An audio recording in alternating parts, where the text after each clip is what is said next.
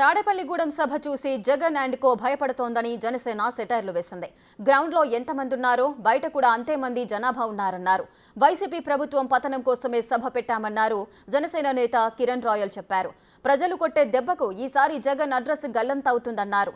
జగన్ ఇచ్చిన పథకాల వల్ల ఒక్క పేదవాడైనా ధనికుడు అయినట్లు దమ్ముంటే చూపించాలని మంత్రులకు సవాల్ విసిరారు. రెండు దశాబ్దాలకి వైఎస్ఆర్ కాంగ్రెస్ పార్టీ కనబడదు. అలాంటి బటన్లు నొక్కుతారు ప్రజలు. ఒకటి జనసేనకి, ఒకటి టీడీపీ. ఎక్కడ అభ్యర్థి పోటీ చేస్తే ఆ బటన్లు నొక్కిపోతున్నాం. ఇది వాస్తవం. ఎక్కడైతే సిద్ధమని హోర్డింగ్లు పెట్టాడు జగన్మోహన్ రెడ్డి, మీరు చూసుకొని మీడియా ప్రతినిధి, మీడియా సాక్షి చెప్తున్నాం. ఆ సిద్ధం బోర్డులు పీకేసి 40 రోజుల తర్వాత 50 రోజుల తర్వాత వాంటెడ్ జగన్ పరారి, జగన్ పరార్ అని బోర్డులు పెడతాం. ఖచ్చితంగా పెడతాం.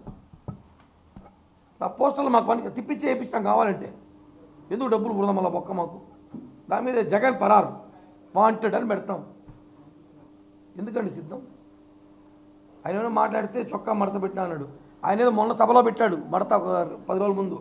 జన సైనికులు 4 ఏళ్ళ ముందు చొక్కా మడత పెట్టారు. పార్టీ మడత పెడతామని చెప్పి ముందే పెట్టుకున్నారు, పంపిస్తామని ఆయన అనేసి. పవన్ కళ్యాణ్ గారిని ఇష్టం వచ్చినట్టు మీ నాయకులతో మాట్లాడించాం కాదు. నేను అంత తిట్టాముగా. 4వ పెళ్ళామని చెప్పి ఇంత బహిరంగంగా పవన్ కళ్యాణ్ గారు చెప్పితే కూడా మళ్ళీ మీ నాయకులతో మాట్లాడించింది. ఈరోజు ఆయన ముందు మీ అందరూ తెలిసి ఉంటుంది, మాకందరికి బాగా ఇష్టమైన మంత్రి మా అవ్వ రోజా గారు ఆయన ప్యాలెస్ ఓపెన్ చేస్తూ ఉంది. మేము అడుగుతున్నాం ఈరోజు, ఆ ప్యాలెస్ ఎవరి కోసం కట్టారు? మీ కార్యకలాపాల కోసమా?